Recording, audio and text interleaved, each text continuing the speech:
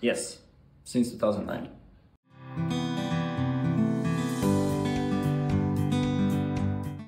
We don't have a fixed fee per se. There is a minimum rate of collection, so the frequency and the minimum volume of waste bins that everyone has to have as a user, but that's about it. It also covers empty houses or summer houses, vacation homes, that sort of things. But we don't have a system that's primarily designed around the variable fee and the fixed fee.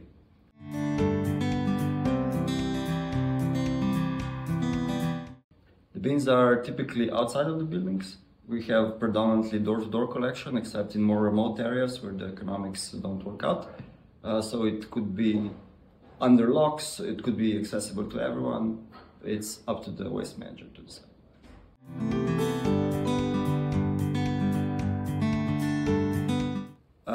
Basically, the waste manager has to provide a new calculation every year, comparing the cost from the previous year, to calculate the base service fee, to discount any profits made from providing other services. They should go into lowering the price for the public service, of course. And they do that, and you have every year new prices for treatment, for collection, for disposal, and then that's applied through various factors to your amount of waste and how often it's picked up.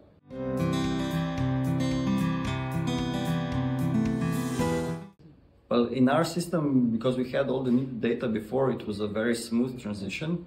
But of course, if you're changing everything at once, also going for more door-to-door collection, also for starting to collect bio-waste for the first time on top of pay-as-you-throw, there's many more complications, right? Pay-as-you-throw itself, I wouldn't say there's many bottlenecks. You might have problems with some data initially, but once you get that figured out, it's a quick change to figure out how to assign costs and where, and how to get the incentive into the system.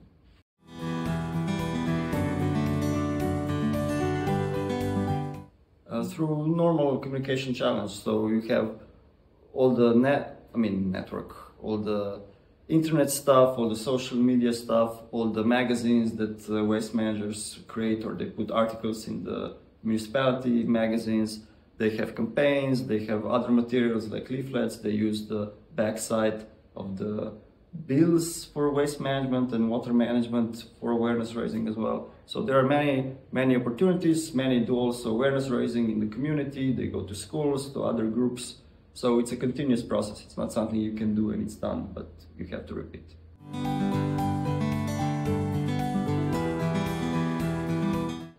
It can, because if there is for the waste manager, they typically don't care about the detail. They care about the household level. So when you're implementing door-to-door collection, the amount of people in a household might be important for you to estimate the starting number of bins and volume, the capacity that you might need. But after all, in the end, they send bills not to individuals, but to households.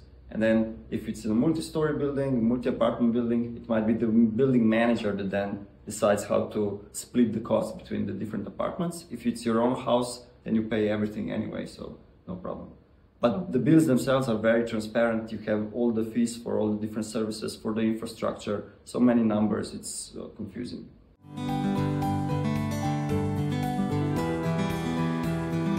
It's collected by public authorities, so the waste managers, basically some are even private, but because it's part of the external producer responsibility system, actually the producers are paying for this collection.